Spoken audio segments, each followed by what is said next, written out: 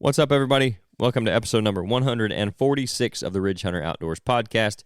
This week, we got our first Canadian guest on the show. His name is Martin Brose. He's the author of the book Brown Gold, A Guide to Shed Hunting in North America. So obviously, we talked to him about shed hunting. We talked to him about some of the Canadian lifestyle. I thought that was interesting since we had somebody on from out of the country. Might as well talk to him about that. We joked in the podcast that not only is he our first Canadian guest, but he's our first international guest, if you want to look at it that way. So we had a lot of fun talking about that kind of stuff.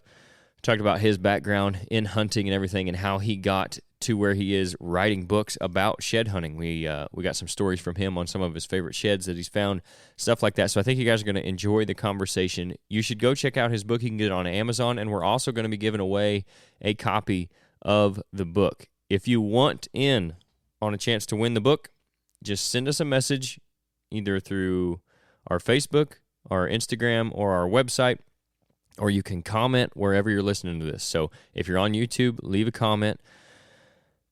Brose Book. So it's Brose Book. Just leave that comment. Like I said, if you're on YouTube, you can comment that on our social post, or you can send that message to us directly. Brose Book, and that will get you entered for a chance to win a free copy of Brown Gold, A Guide to Shed Hunting in North America. If you want to know what's in the book, we talk about that a little bit too, so stick around for the episode number 146.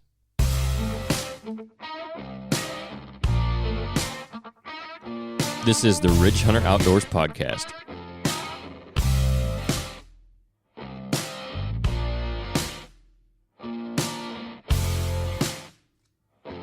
Okay, so we got Martin on the line here. We're going to talk about kind of his background, get you guys a little bit of where he came from, his upbringing and all that, and then we're going to get into his book that I mentioned in the intro. But first, Martin, how's it going, man? And it's nice to meet you. Oh, officially. Yeah, nice to meet you guys. Glad we could finally connect on here. Yeah, for sure. I didn't mention when we were talking there before, I got my co-host Nate is with me, so you get to hear from him occasionally. Hey, Martin. Absolutely. He chimes in every so often, eh? Yeah. Yes. He's here for moral support as much as anything. Moral support, non-witty remarks, just a time filler. Oh, that's good. We got to have someone to bring some logic and witty remarks into the conversation. For sure. That is not me. I don't know if you're familiar with the Howard Stern show, but like Beetlejuice off of there. That's kind of Nate. So, yeah, man, how you doing? And I think you're calling from a little ways away, correct? Yeah, I'm up in Alberta, just kind of, we would call it central Alberta, but if you actually looked on a map, I'm pretty far south, pretty far east in a little town called Drumheller. Okay. Just off a big river valley, and you get kind of the Badlands is kind of where I reside, I guess. Okay. I could not point to that on a map, so you have to excuse my American ignorance on Canadian geography, but I kind of know about where you're at. That's okay. Basically, find the mountains and go to the east of it, and I'm about an hour and a half away from Calgary. Would be the biggest town. Yep. I do watch some hockey, so I know about where Calgary's at. Oh, there you go. Yeah, go Flames. We're down about an hour and a half from St. Louis, so 2019 was a good year for us. Absolutely, yeah. Other than that, it's been a little bit tough, but Nate's showing me where you're at on a map, so I got you now. Oh, yeah. Just a hair east of the mountains there, huh? More than a hair, but yeah. I think I got to drive for maybe 30 minutes and get up on the tallest hill, and I can start seeing the mountains. So right. It's a nice area. You're straight east of Banff. Yeah, pretty much, yeah. Our audience will be familiar with that. Some, maybe. Cool. So, we'll get into, I was going to ask what kind of hunting you guys do up there, but we'll get into that. So first thing we always ask new guests, and we kind of start with is, obviously you do some hunting. So I want to know who got you started on hunting and what you started hunting and where that all took place. Yeah. So my background hunting, like I didn't grow up hunting at all. My dad was not a hunter, but fortunately for me, my grandpa was a hunter. So I remember as a kid just kind of going out and, every so often he'd have me over and they'd be cutting up a deer in the garage. And for me, that just kind of was, I hung out and they did cutting up the deer. I remember very distinctly one time taking a deer and just being like, oh, geez, let's hit those with a hammer. And so, like, literally didn't really have much of a background into it. When I was in my 20s, I was working way up in northern Alberta, and the fire chief was a big hunter. And at the same time, my grandpa kind of said, like, hey, if you get your gun license, like, I will give you a shotgun for free. And this is kind of in the time of The Walking Dead and everything like that. And so I was like, ooh, that'd be super cool for like a zombie defense kind of thing. Completely not thinking about hunting at all. Right. But ended up getting my gun license, and the fire chief in northern Alberta kind of took us out. It mostly just involved driving around a bunch of lease roads and just through the bush. And, a pack of wolves had kind of gone through where we were hunting, so we really didn't see too many deer or anything like that. But that was basically my introduction. And first thing I ever ended up shooting was just like a prairie chicken, a little grouse, and I was so proud of it, so happy, and it's probably one of the best meals I ever tasted. Heck yeah. That's Apocalypse, way more practical use for a shotgun than hunting, of course. Way more. Yeah, it's something that you use it every day. Absolutely. I use my shotgun for killing zombies constantly. Yep. But it was a very interesting kind of introduction to it, because I really didn't expect to get into hunting, and I didn't really have that background. Like, I grew up in the city, just not, hunting and camping wasn't really a big thing to me. Like, most people would go to Jasper or Banff and just kind of hang out in the mountains, and, you might do a hike here and there. And that was about as outdoorsy as most people get when they're from the city. So kind of got into it completely by accident, but wouldn't change a thing. Cool. Yeah, we've had several people on who kind of a little bit later onset when it comes to hunting stuff. And actually a guy we just talked to on the last episode, similar story. Like, he lived in a bunch of big cities, never had a lot of opportunity, and finally got into it. I mean, he kind of grew up hunting birds and stuff, but never got into big game hunting until later in life. So when did you finally harvest your first big game animal, and was that a deer or was it something else? Yeah, it was the next season. So I started hunting, got everything all set up, shot one bird, and then the next season managed to get a doe. And then, you get kind of connected to some of these hunters, and I started looking at the wall and just being like, wow, like, I struggled so hard to shoot a doe, and all these people have these crazy deer on the wall and stuff like that. And I really like that, like, aesthetically, right? Like, I was like, it just looks so cool to me. So that's how I ended up getting into shed hunting, is because I was kind of looking around being like, well, like, how else can I get antlers on the wall? Yeah. And someone was like, well, you can pick up some sheds, I guess. And it's like, oh yeah, sure. How do I do that? And the advice I got was just start walking and you'll find them eventually. And I think I spent quite a few months just walking around on my way up to northern Alberta and just not finding anything at all. There's a lot more to it, I think, that than just walking around, I think. For sure. We've had some guys on in the past, too, that have been way more successful at it than I have, and they've given us some good advice, and I've used that advice to find a few more. But there's something to be said for guys who can do it consistently, like knowing where to look and where to find them. And I can honestly sometimes walk right over the top of them and not even see them. So you got to have an eye for that kind of thing, too, especially like where we're at, and I'm sure it's probably the same for you in places. Those antlers can blend in super well with some of the terrain. Absolutely, yeah. You kind of get that eagle eye for it eventually. I think that's something that just gets developed as you start finding more and more. And obviously, I spend a ton of time out doing it, and there's still been times where I've been out shed hunting with people, and they're like, "Did you mean to walk past this antler?" And it sometimes can just be the difference of, you're looking left and the antler's on the right. That's when you say, yeah, I didn't want that one. Yeah. Oh, it's no big deal. Right. Absolutely. So I do want to back up a little bit, because obviously you kind of got into hunting a little later, so we jumped all the way into your 20s. But did you grow up in Canada? You've been there all your life? Yeah, I grew up just in Edmonton, so that's almost smack in the middle of the province. So you're not an Oilers fan. You're You're a Flames No, fan, though? I'm actually a Red Wings fan of all the places that I could be from. I know. Don't ask me about the last couple of years. It's been rough. Yeah. Well, the blood's not as bad as it used to be with the Blues, so I guess I can accept it. At least you didn't say Blackhawks. Yeah, there's some good fights growing up. I remember that being quite the rivalry as a kid, watching a lot of bloody players going off and playing St. Louis. Back in the good old days of hockey. Mm-hmm. I'm sure that's... So yeah, did you play growing up? The Red Wings, that's for sure. Right. Did you play growing up? I played like rec league hockey. Yeah, 100%. I played a little bit of hockey. That's basically part of the culture up there, right? Like you play hockey and drink beer? Yeah, a lot of people, if you're not playing hockey, you at least watch hockey. Right. And, you have to have some kind of a cursory knowledge of hockey in general, that's for sure. Mm-hmm. Yeah. That's... there's pockets of it here for sure, especially if you're around a place that has a team, but there's definitely places where like there's zero opportunity to play it or even be around it. So it's really interesting, I guess. It'd be kind of like probably like baseball up there. Like there's probably not a lot of baseball being played in Canada in parts, I wouldn't think. Yeah, our baseball opportunity is definitely limited. Like there's no high school teams or anything like that. Like the most we really get is, we'll play a fair bit of softball in the summer, but like slow pitch. But, actual competitive baseball is very minimal for sure. Right. So I had always heard if you were not in good enough shape to play hockey, you had to be a curler in Canada.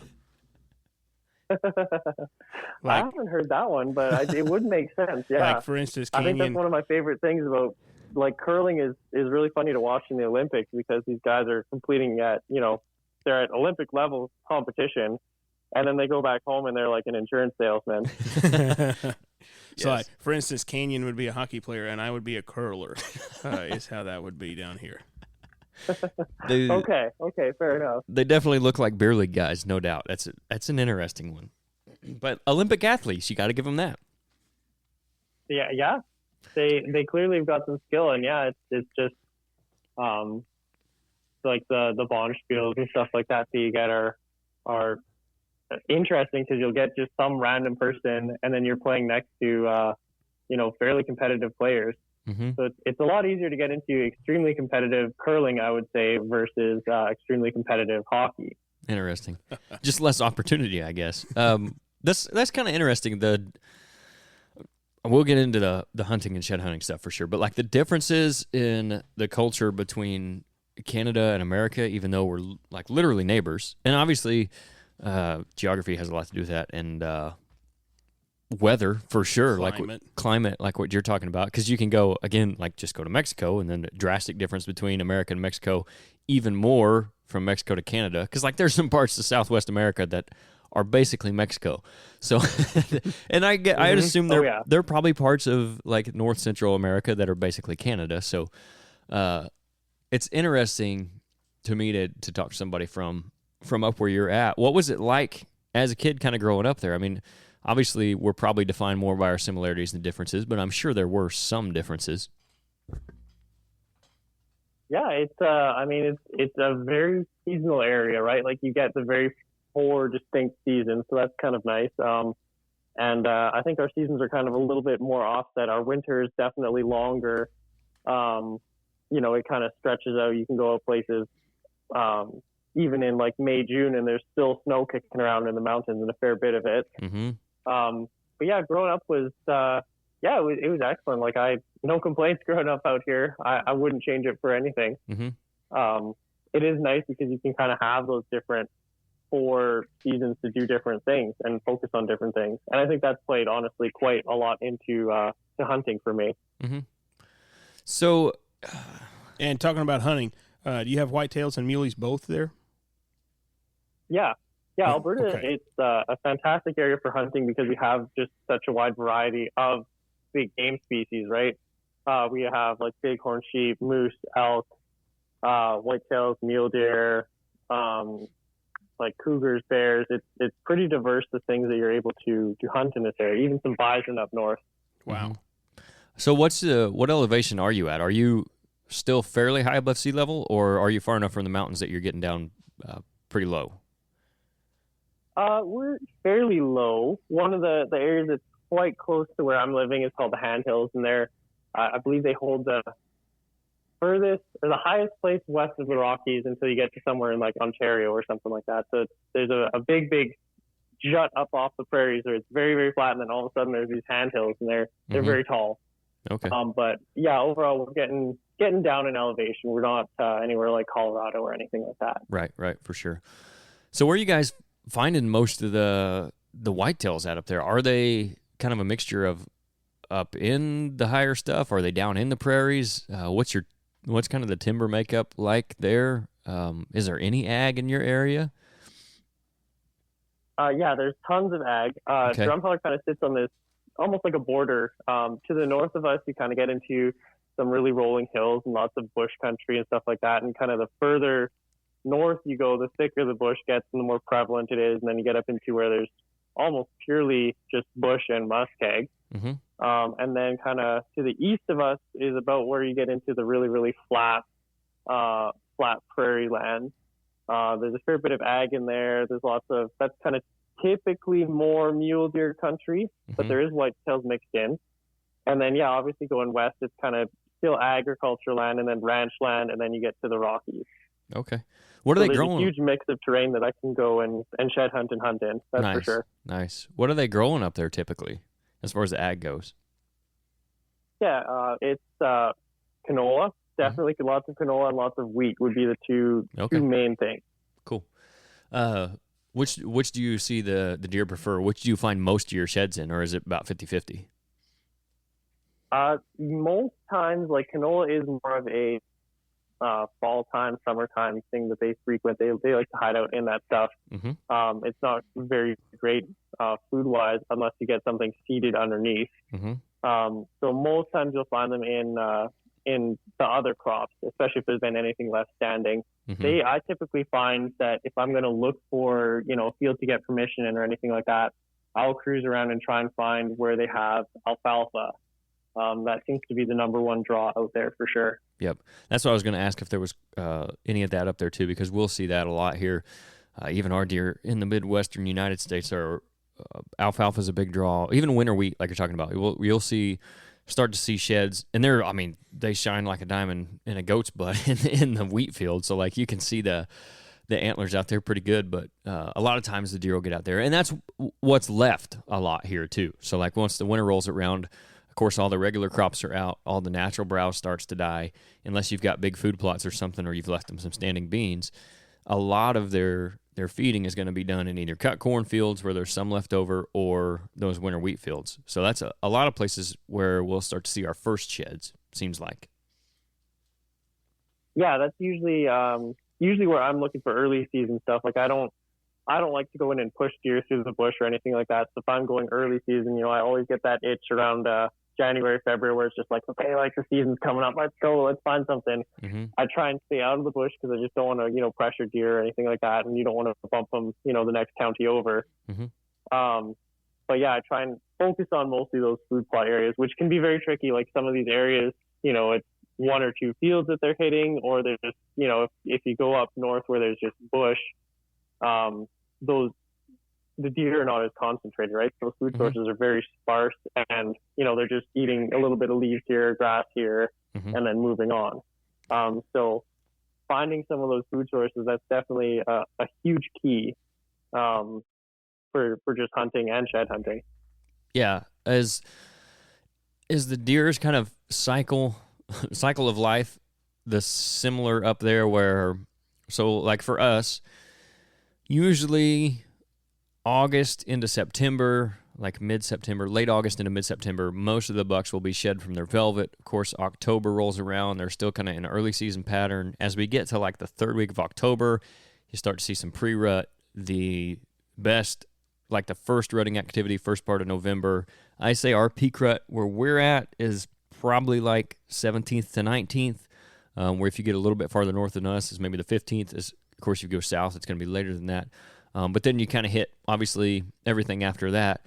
Is that similar where you're at, or is it shifted a little bit as far as when the deer are doing what they're doing?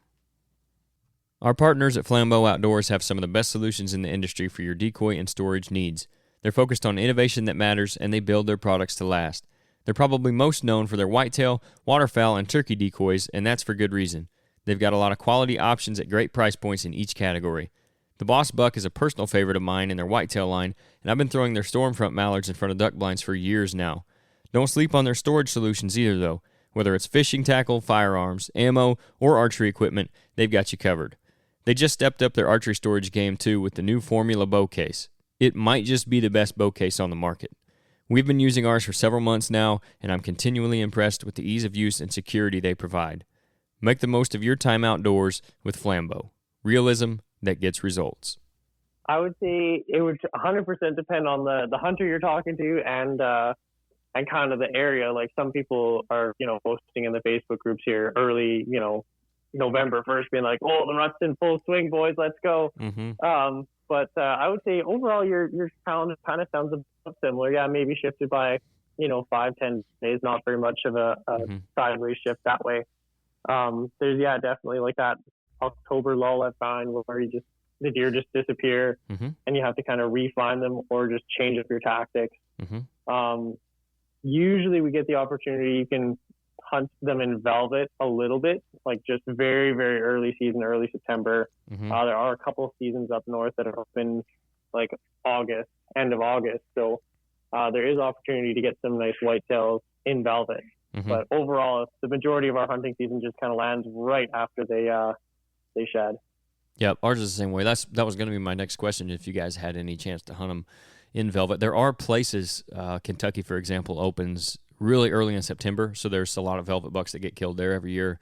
I believe maybe Tennessee, South Carolina maybe has the earliest season. So there's some opportunity here. Missouri opens like September 15th, right around there every year. So like you're saying, you could get, if one's holding velvet late, you would have a chance there. But most of the time, we just don't see it, unless, of course, they have an injury or something. But I was curious. We're able to get after them. Yeah, we're able to get after them. Maybe you get about a week or two where they're in velvet. I definitely know the opener around us, we usually are hunting mule deer in velvet for sure. So obviously, like a lot of people, their perspective on Canada is huge bodied whitetails. Of course, big racks too. But what are you seeing for average weight? Oh, not only the whitetails, but I'd be curious on the muleys too. Average body weight, like on the hoof, if you had to say, in your area. Oh man, I wouldn't know. I know that it is a noticeable difference. Even the northern Alberta bucks tend to be a little bit bigger bodied than some of the ones running around here in the south. But our body size is definitely obviously it's well known. It's kind of like that. Alberta, Saskatchewan is just known for body size. Our mule deer tend to be a little bit bigger than our whitetails, so you can get some very heavy, big-bodied mule deer that you then have to pack out of a river valley. Right. They're always going to die in the bottom, too. Yeah, you shoot at them and they just go straight down. For sure. So, obviously a lot of people think of that. They think of the bigger-bodied deer. I do want to go back a little bit here to you, though. After high school, I guess you said you started hunting in your 20s.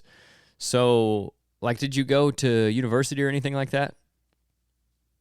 No, I actually just went straight from high school and became a paramedic. Okay, cool. That's my career outside of writing books and shed hunting. That's the other thing I was going to ask. You mentioned the fire chief earlier, so I assume you're on a fire department, or were? No, it was just meeting him through EMS calls, actually. Oh, okay. So the lovely world of EMS led you to him. Absolutely, yeah. I will big credit to Terry for taking me out, 100%. Nice. We're actually both firefighter EMTs, so we got a little bit of, we know what you're talking about when you talk a lot of stuff if you talk about EMS. It's definitely an interesting world.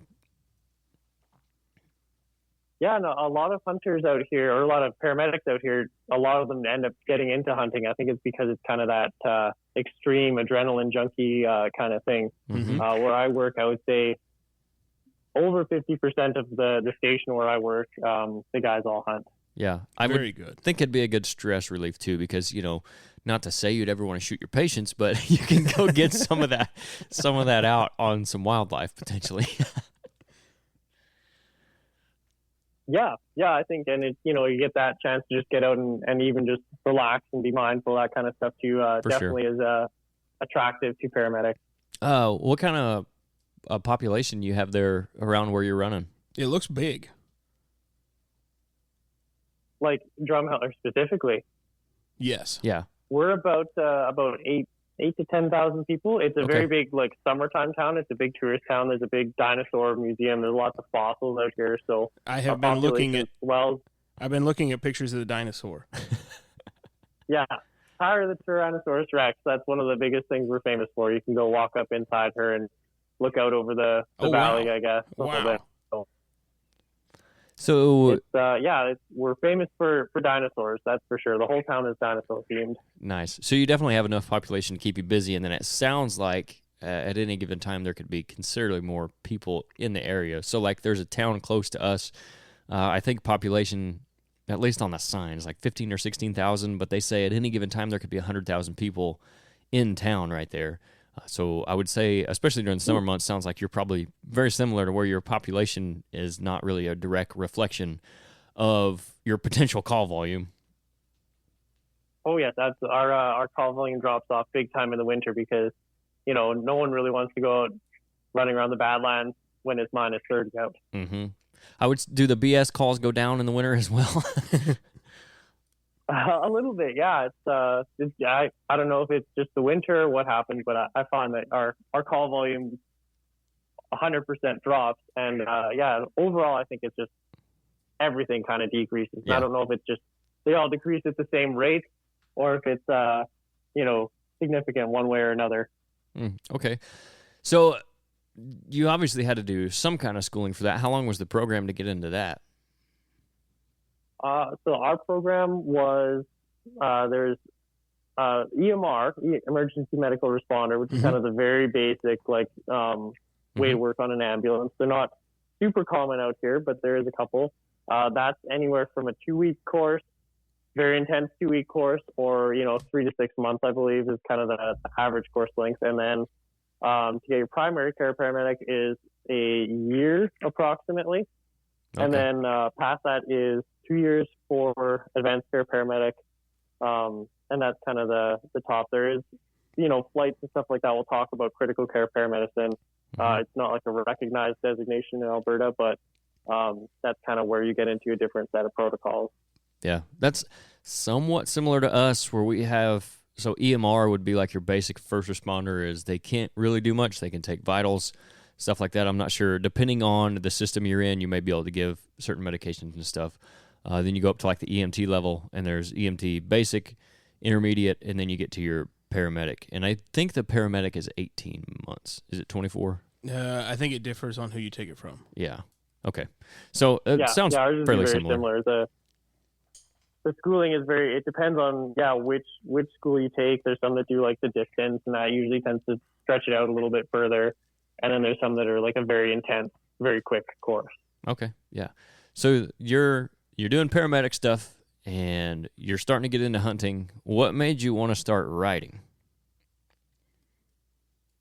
It's a good question. As I'm out there kind of walking around, I've always thought, like how would I tell the story, or, thinking back on some of these adventures and misadventures I've had, like how would I, tell that to people?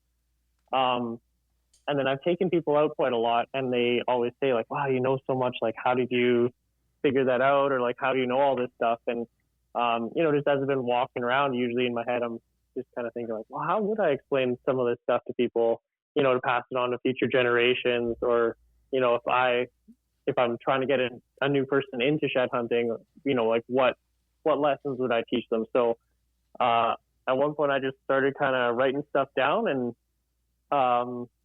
and then there's the whole like organizing the chapters and organizing your ideas, and it just kind of all like slowly came together over a couple of years, just kind of plugging away at it. So one of my big inspirations was definitely Steve Brunella. His writing is always just so engaging. So I tried to imitate that as much as I could, where he's kind of teaching and then adding in little stories here and there to help explain it. Yeah, for sure. It helps with engagement too, no doubt. So Brown Gold is your book. A Guide to Shed Hunting in North America. So let's get into that a little bit. Give me the wave tops of the book. You don't have to get too in-depth, but we'll start from there, and then maybe we'll dive into it a little bit more. But just kind of like a 30,000-foot view of what people are going to find in the book. Yeah, so the book is, I tried to kind of write it as a little bit of like a how-to, a little bit of my own personal experiences, and then also like a storybook. So it's got kind of like if you were a brand new shed hunter and we're like, how do I do this? It's got a lot of information about like what is shed hunting, what are sheds all about. So as a person who doesn't even have any hunting background, you could pick it up and basically learn how to shed hunt. Mm-hmm. And then there's a lot of explanation about, how like strategy, what you do, where you go, what you're kind of looking for. And then mixed in with that is just a bunch of my own personal stories. I've been shed hunting now for 10 plus years. Mm-hmm. And had some fun adventures in that. I've had the opportunity to go and shed hunt in some phenomenal places, so I just kind of was able to add all of those stories and things together and create a book out of it. Nice. So let's give us one of the, and again, obviously it's not going to be verbatim from the book, but give us one of your favorite stories that you included in the book. Yeah. Well, I have to go back and talk about my grandpa because he was hugely inspirational to me. As kids growing up, he always would tell us a little bit about hunting and stories. And so he always had this story where he was hunting antelope, I think, and kneeled on a cactus. And, I always thought that was funny as a kid. And I think we kind of changed the story around to he sat down on a cactus and got all the prickles in his butt. And, it was years later when I finally started shed hunting and I came out here and I hadn't really spent a lot of time out here, and I did the same thing. I sat down directly on a cactus and then had to spend 20-30 minutes poking these cactus prickles out of my butt. Mm-hmm. And I always think about that anytime I'm out and about now and you see a cactus. I'm like, oh yeah, you got to watch for them. And I've done it one too many times after that even, so I make sure I carry tweezers in my pack whenever I'm out here.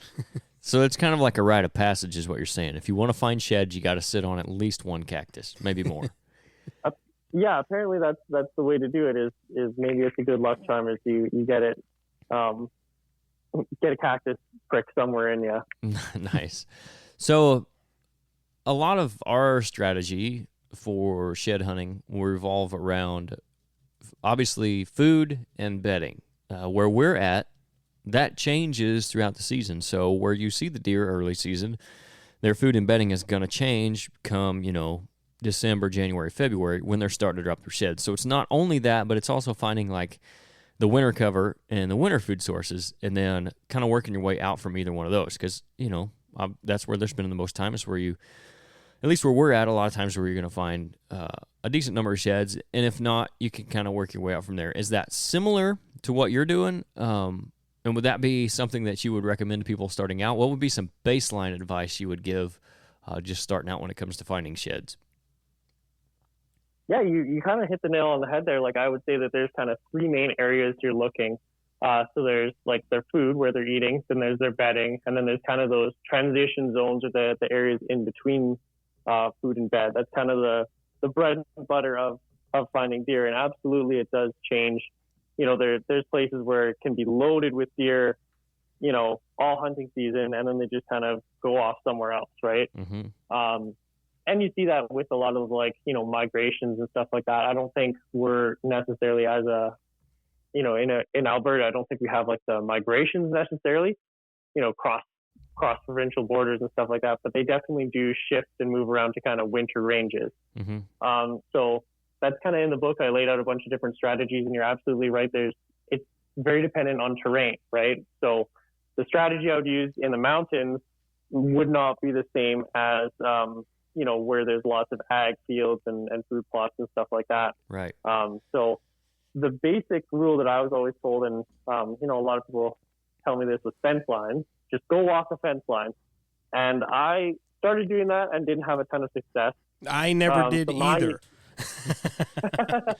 I don't know where this rumor is getting propagated. This is everyone talks about fence lines, and it is true. Like I've picked up, a giant elk shed just off of a fence line, and they do get knocked off from, jumping up and over. Mm-hmm. But my strategy tends to be, I think about what species am I looking for, and, what terrain I'm in, and then kind of going from there. The biggest thing that I find, in Alberta with a lot of the snow cover we have is you find the south-facing slopes. So the snow gets melted off Mm-hmm. of the south-facing slope, and that's kind of where they tend to hang out, at least, transition-wise. And even like when they're feeding, they obviously don't want to dig through a couple feet of snow. They're going to go onto that south-facing slope where everything melts off early. Mm-hmm. Yeah, that's kind of the name of the game, I think. And when it comes to those fence rows or a fence crossing or a creek crossing where they do have to jump, sure, they have they have a chance of knocking that thing off with the impact of the ground, but you got to think they're there for like a second or 2 seconds, whereas they're spending hours in their bedding or food, so there's that much more likelihood that that's when that shed's going to be ready to drop. I'll tell you who told me. Absolutely. Who told me to walk fence lines was the guys that were going to go in the bedding areas and pick up the horns, and they didn't want me in there. Yeah, that's maybe that's why it's a very popular thing. A lot of people get told go walk on fence lines, and it is, most times the fence lines are clear of brush and stuff like that, so it's easy walking.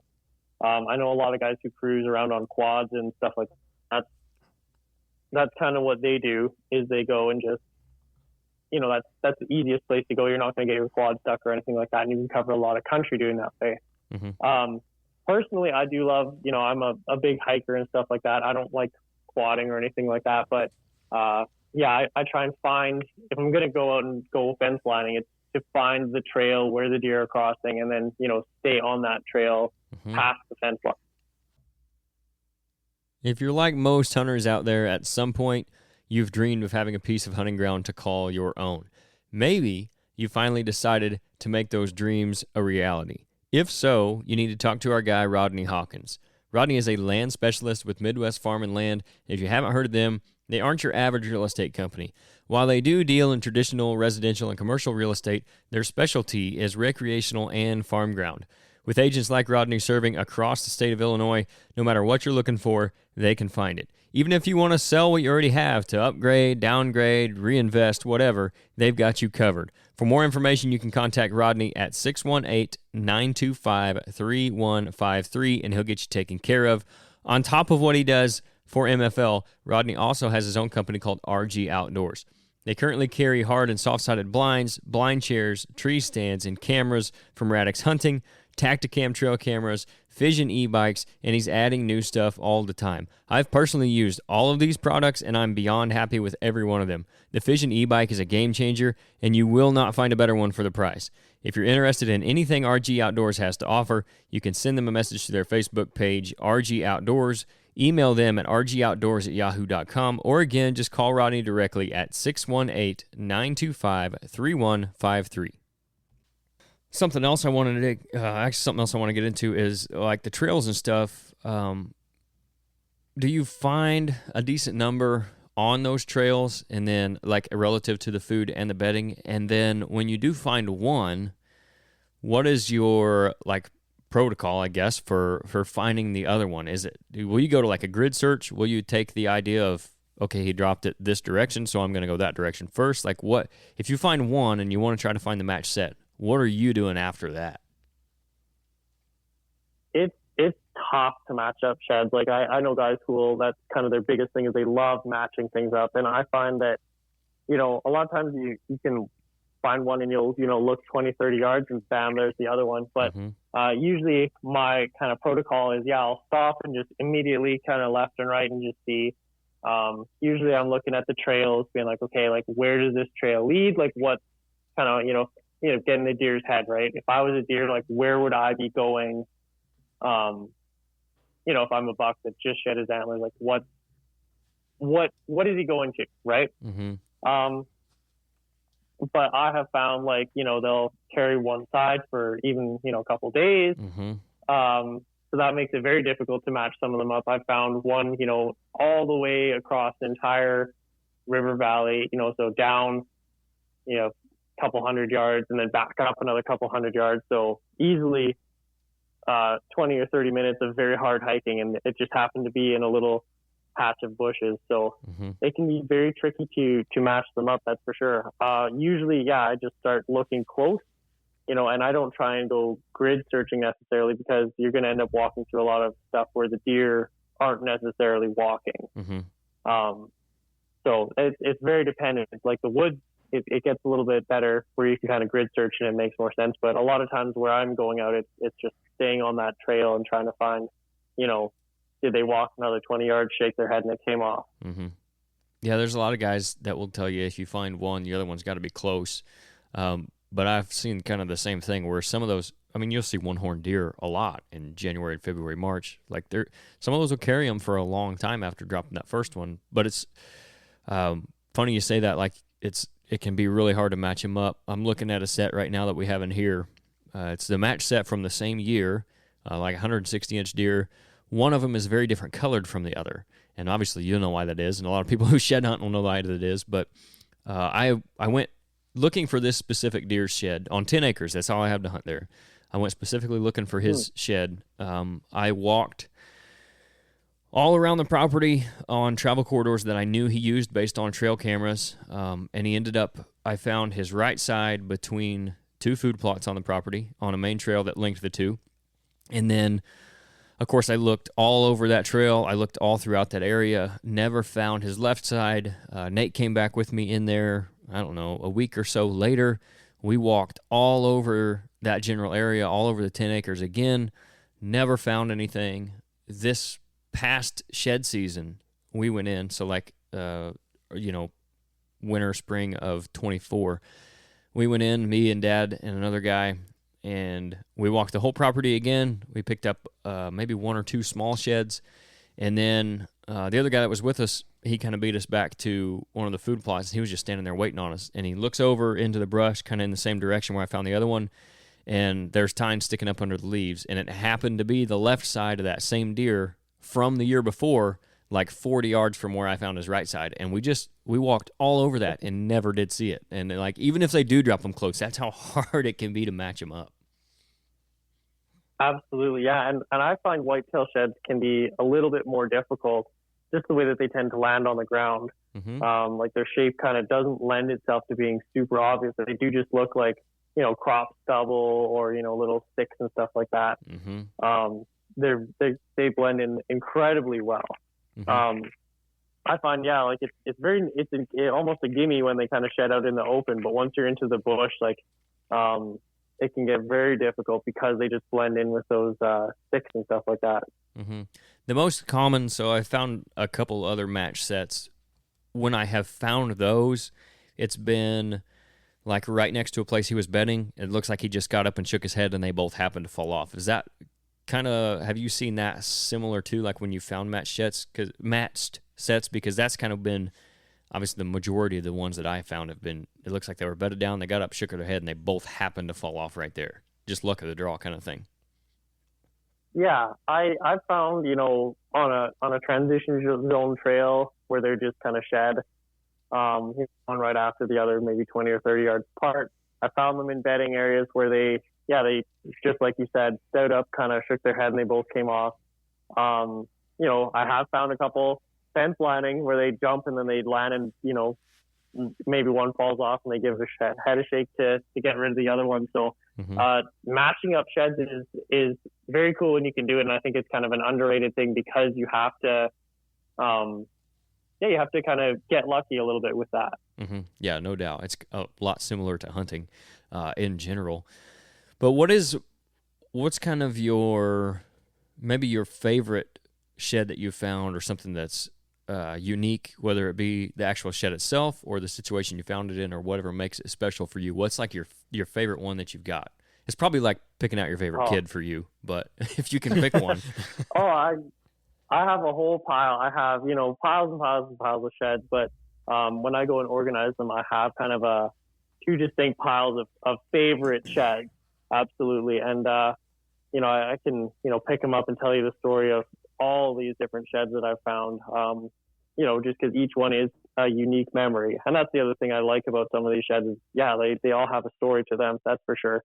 Probably one of my favorite ones and one of my biggest whitetail ones. And I tell the whole story in the book, but I had found it early season shed hunting. So, going through a crop field that was still covered in snow, just looking in kind of the wind-blown areas and stuff like that. And I'd actually walked around a wind-blown pond edge that, there's a pretty heavy deer trail on, just seeing. And all I saw was just, a couple tines sticking out of the ground. And the shed had been completely frozen into the ground. Like, it obviously had sat there for quite some time. So had no hope of getting it out at that point because it was just solidly in there. So I remember taking a picture and sending it to a buddy and just being like, oh, look what I found. Like, I wonder what this is. And having to come back. And I came back at one point and it was still frozen in the ground, still couldn't get at it. And so it's like, I knew that this shed was there. And so it's kind of that anticipation of being like, okay, like I got to go back and get this shed at some point.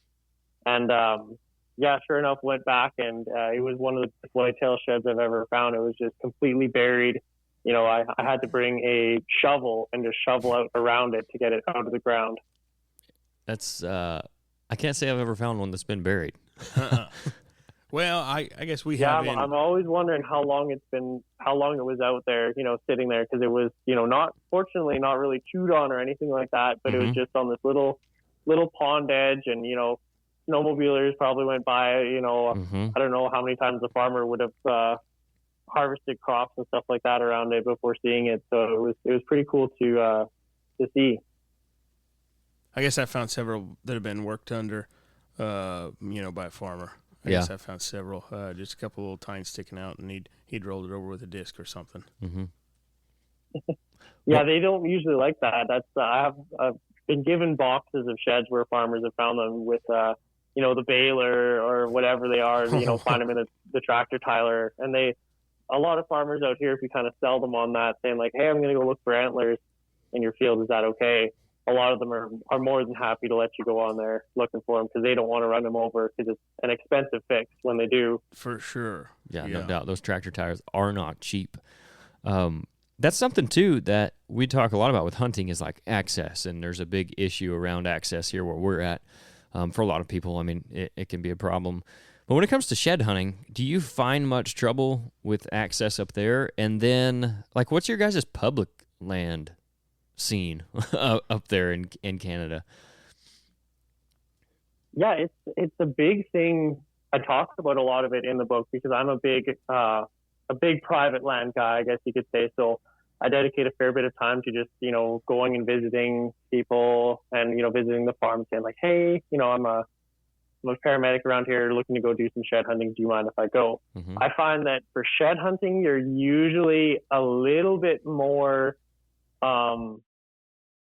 like people are a little bit more willing to let you go out there because you're not shooting a gun or anything like that. So people tend to be, good that way. And I find that opens up a door usually for future permission for hunting.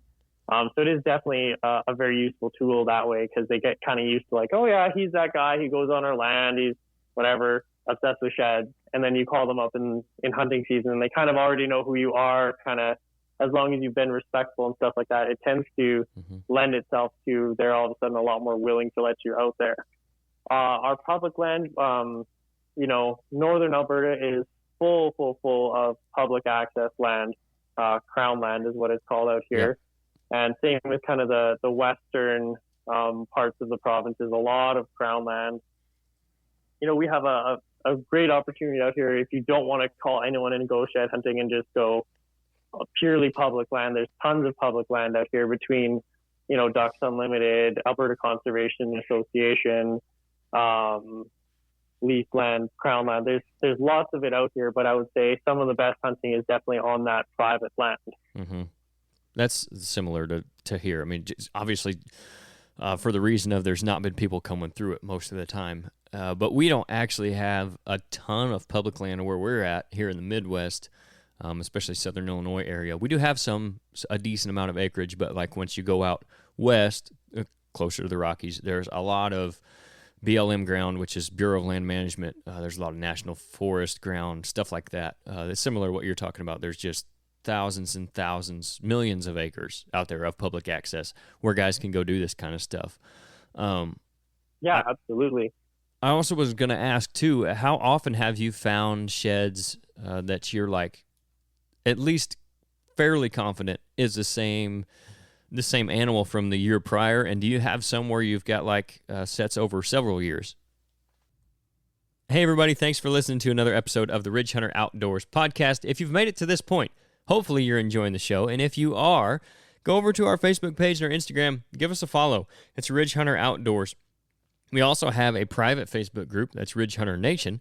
You can go over there and answer a couple questions, and if you're a regular listener of the podcast or you watch any of our shows on YouTube or Carbon TV, you get in that group and just use it as your normal hunting group. Share your success, your failures, pictures, whatever you got, and we'll also give you some extra content in there.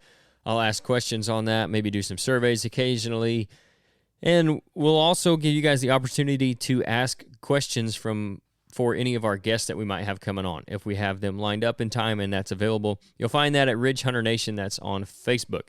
Our website is ridgehunteroutdoors.com. That's where you're going to see our scent line, Ridge Hunter Scents, our buck tarsal spray, doe tarsal spray, and our calming spray. All of our apparel is available on the website, and our food plot seed, when it is in stock, is available on the website too. If you want any of that stuff, make sure you use our discount code RHO pod or Full Draw, all caps on either of those, no space, and you get 10% off your entire order. We also have our entire catalog of podcasts on the website, and our video series are available on there as well. If you're listening on Apple Podcasts or Spotify or any other audio platform, give us a like, follow, subscribe, whatever it lets you do, and that'll let you guys know when our episodes come out. They're not always as consistent as we want them to be, but we try to shoot for Monday and Friday. Sometimes it gets on a Tuesday or a Saturday maybe for an episode, and that way you'll know when they come out. It also really helps us without costing you anything. If you're listening to this on YouTube, hopefully you're already subscribed to the channel. If you're not, make sure you do that. If you're not listening to this on YouTube and you're not subscribed, make sure you go over there and do that at Ridge Hunter Outdoors, just like everything else. That's where you'll find our fall pursuit show, spring strutting, all of our off-season vlogs will be on there, and much more. If you guys see a video or listening to a podcast on there and you're enjoying it, just drop us a comment. Hey, good show. Really enjoyed it. Something simple. Give the video a like. That really, really helps us out. And again, it doesn't take much of your time at all. You can also find Fall Pursuit on Carbon TV, and Spring Strutting will be on there this spring as well. So make sure you go over to Carbon TV. They have a lot of great shows to offer, and ours will be on there also. Thanks for listening, guys. We really appreciate you tuning in when you do. Now let's get back to the episode.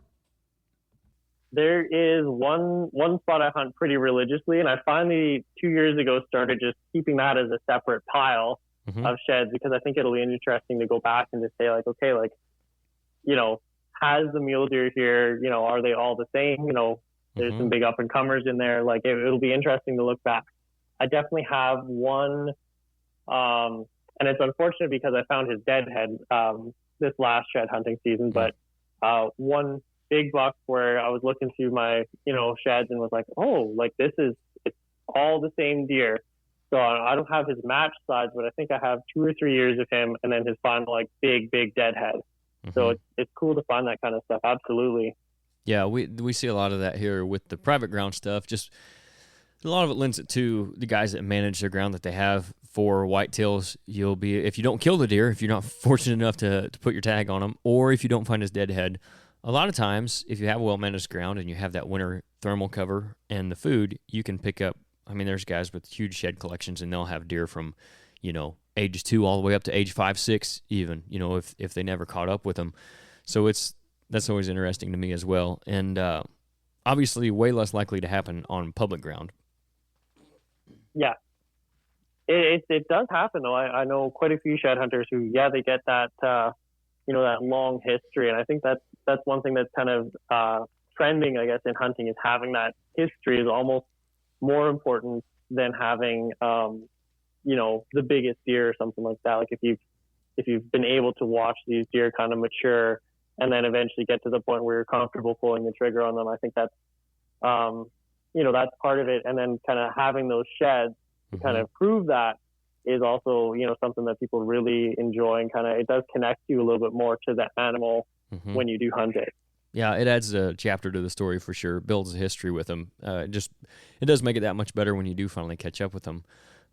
Unfortunately, that one that I've got the match set to, not able to catch up with him. He was probably 185-inch deer last year, and then who knows this year. I haven't seen him this year. I don't know if he died last year or if he's just in a different area or whatever, but he would have been probably 6.5 this year. So obviously would have been super cool to kill him without the history, but with it, it just kind of makes it that much better. Let's get back to the book just a little bit here because we got a little bit more time. I don't want to keep you all night. So if you had to give like your sales pitch for the book, obviously the title is a pretty good one in itself, A Guide to Shed Hunting. And a lot of guys are good. That's going to pique a lot of guys' interest because I think it's one of those things that it intrigues a lot of people. It's easy enough to do. You don't, a lot of times, especially around here, have to brave a ton of bad weather to do it. And it is cool to find those sheds. So that's going to be intriguing in and of itself. But what would be your sales pitch, if you will, to people for picking up your book? Like, what do you think would be the most interesting parts of it to them or the reasons they might want to pick it up? Yeah, I really like the book. Like I kind of wrote it with two separate groups in mind, I guess. So the one group would be if you're getting just into shed hunting and have no idea what you're doing, if you're a complete new person to the outdoor hunting world, like what does shed hunting entail and how to be successful at it? So you don't make all the mistakes that I did where you're wandering around for hours not finding anything and getting cold. And then kind of the other demographic would be people who are into shed hunting and are just looking to read some cool stories or kind of pick up on, advice and other tips they may not have heard of, or just kind of dreaming because I've been able to go and hunt, shed hunt in some phenomenal areas like up in Alaska and Nunavut and all sorts of different terrains and stuff like that. So that would be kind of the two different people that it would be for, is the newbies who are looking for advice, and then the seasoned vets who are just looking for some good stories and some dreams. Nice. So where are some places people can pick up the book? Where can they find you, like social media or anything like that? Go ahead and let everybody know where they can find the book and you, if you put any content or anything like that out there. The book is on Amazon. That's the best place to search for it. And so if you just type in brown gold shed hunting, I think is what it comes up as. If you can type in the full title, however you want to do it. That's probably the best place to pick it up. I'm working on getting it into some retail stores and stuff like that, but that's a whole nother process. So Amazon is the best spot right now. And then, I haven't opened up my social media. I used to do a whole bunch of running social media for different companies and stuff like that. Mm-hmm. And kind of got out of that realm. So I'm going to try and, fire everything back up. People are more than welcome to find me on Facebook. It's just Martin Brose. And same thing on Instagram. You're more than welcome to follow me. I don't share too much there. But I love connecting with other hunters and stuff like that. And I'm definitely looking forward to making some more connections and doing a little bit more traveling to shed hunt. Mm-hmm. Yeah, man. That I'll tell you too. You probably know this, but especially on Instagram, if you find some awesome sheds and start posting those, pictures and just maybe some reels telling story of them or walking up on them, people love to see that kind of stuff. So that'd be cool. I'm sure you'd be a good follow for the people who are really interested in shed hunting, which seems to be, I think it's growing in popularity all the time, seems like. So, everybody listening, make sure you go check out the book. I will link it in the description as well, so it's easy enough to find on Amazon. Martin, I appreciate you coming on, taking some time out of your evening. Is nice talking to you. I'm sure we've got way more that we could talk about, so we'll have to get you back on here at some point, maybe after you find some more big sheds this winter and this spring, but we'll definitely do it again sometime. 100%. Thank you for having me on. I really appreciate it. And if you guys ever want to come out to Alberta and do a little shed hunting trip, just hit me up. I'm happy to take people out. That's kind of one of my passions, is kind of growing the sport and, just meeting new people and making those connections for sure. Awesome, man. Well, maybe we can do that one of these days and then return the favor and have you down here. I don't have any great shed hunting spots, but I'm sure we could find somewhere to at least go walk around and say we're shed hunting. Absolutely. That's all you got to do. You never know where they're going to be. That's right. All right, man. Thanks.